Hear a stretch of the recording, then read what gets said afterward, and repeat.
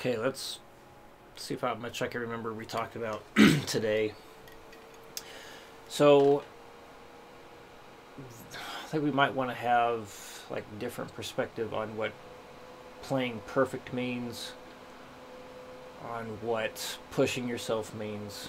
So as far as pushing yourself, like I was mentioning, it's not always about being physically exhausted. So if I'm working on something, let's say like a 4-note coil kind of thing, to where going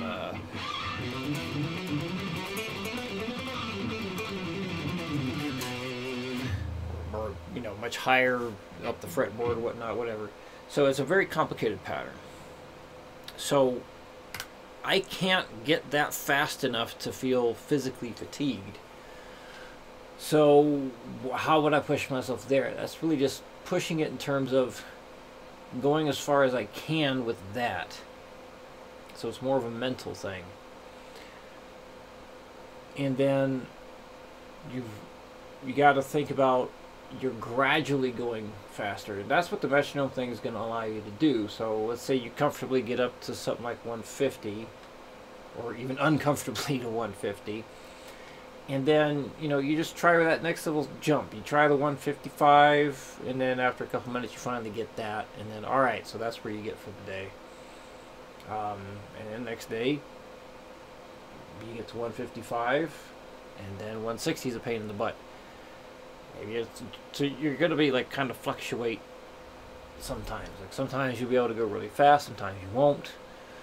Other days you'll perform better than, and some days you perform great. Some days you'll be absolutely terrible. It just happens. Maybe you didn't sleep very well the night before. Maybe you fasted for 3 days. That will absolutely play a tremendous role in how well you can function with playing complex things. So I think a big thing to remember is pushing yourself means different things besides just being physically exhausted by the end of your session. It could just mean a little bit of a push. It doesn't have to be a huge push. Maybe think of it as nudging yourself a little bit further. Just a little nudge. Because let's put it this way.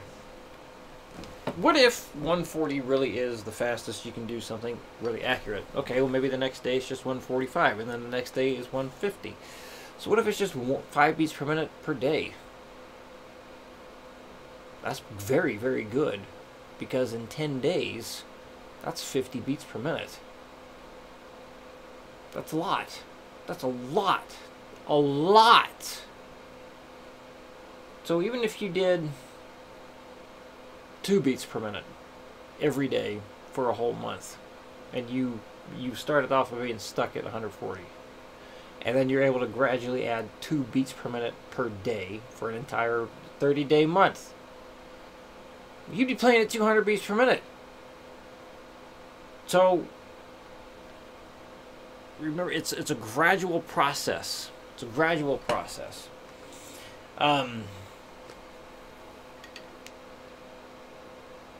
We never get as fast as we want to in the time we want to. It never really happens that way. So I know you absolutely have the ability to be very focused on things, because you've demonstrated that in the past. So if you haven't done so in a while, I'd like you to get back to watching the videos at half speed that you do. So I want you to go back to evaluating yourself and seeing how you get. So as far as the whole term of perfect practice makes perfect, obviously we have human error that's going to have things differ, but like the smallest of percentage points. So perfect practice makes perfect. Like, kind of talked about it today, where it's like, when that metronome's clicking, like, are you really hitting your downstroke when that metronome clicks on the first of every 4? If you have any doubts to whether you're actually doing that, then it's not good enough. Like, you need to be able to feel that. So really feel that. And sometimes, you know, hitting that downstroke a little bit harder can help you do that. So 140, for example, let's use get the one up here that you felt you had the most trouble with.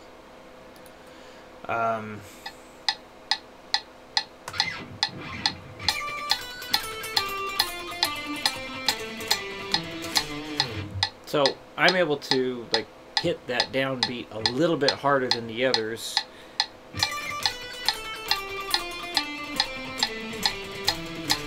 And I'm tapping my foot and bobbing my head. Let's say like 160 here.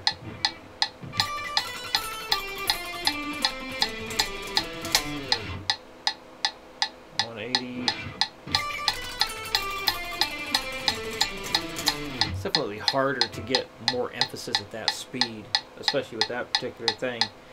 So it's like at the slower speeds, you can emphasize hitting that downbeat a little bit harder, and that can carry over when you get faster and faster. And that's also why we're doing all those slow speeds, and why it's so important to always do the slow and then gradually build up every single time. So this way you are continually ingraining hearing and playing those 4 things per click, and it's embedding the rhythm. And something you can do here, I think what we did before is like going like da da da da down, da da da da da, and then so like things we can do is like split this up into other parts, other pieces. So yeah, there's plenty of stuff we can still do. Plenty of stuff. So what you can do is like maybe like go from here to here on something. Like so, let's say you're at 180 and it's like you don't know if you're really doing it right anymore. Well, just play that part for a little bit.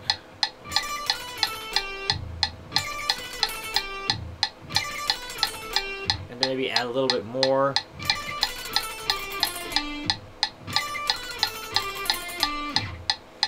And so break it down into small pieces. That's okay when you get at the plateau type thing.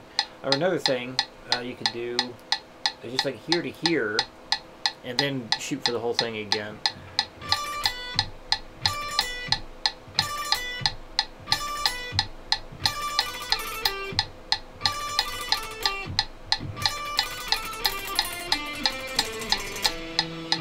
I stopped too soon.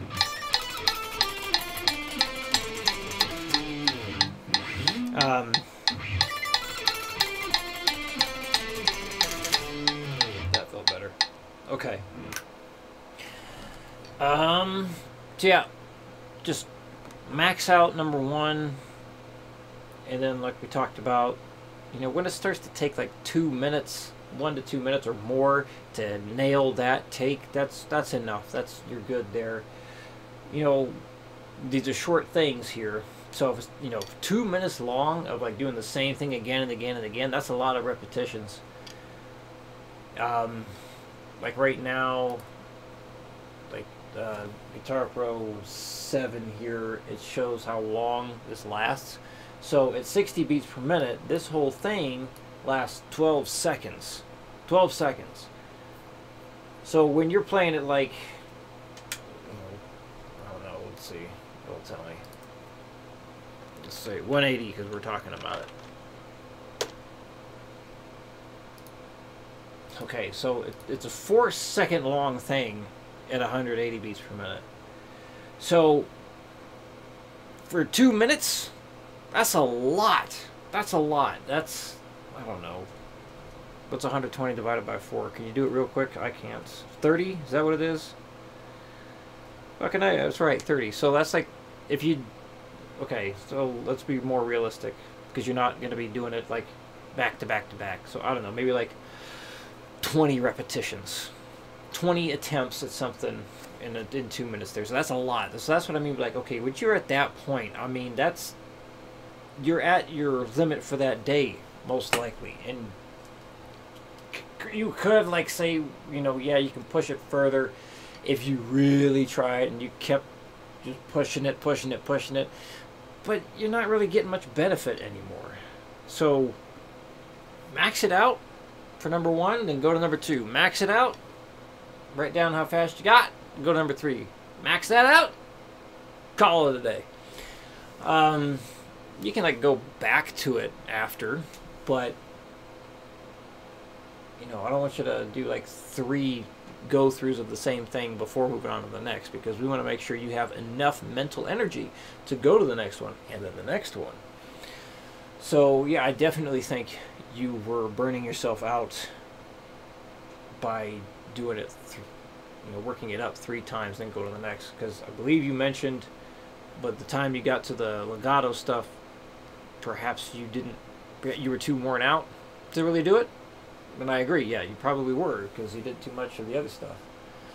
And yeah, I better remember to send those drum tracks, and then that link to what I found where you can like slow and speed up the tempo and stuff. So, just playing at a higher pace stuff, just improvising, just making stuff up. It's a very good thing. And this way you're taking what you've practiced and then you're implementing it. So, like, let's say, I don't know, like, so 140 was good on the video that you sent, 160, this when things started getting off. So maybe like playing something at 100, even 140 for a long time. Like, so see how long you can actually accurately pick 140 beats per minute, just going, non-stop. It can get rather difficult after a while because you just kind of get mentally worn out. I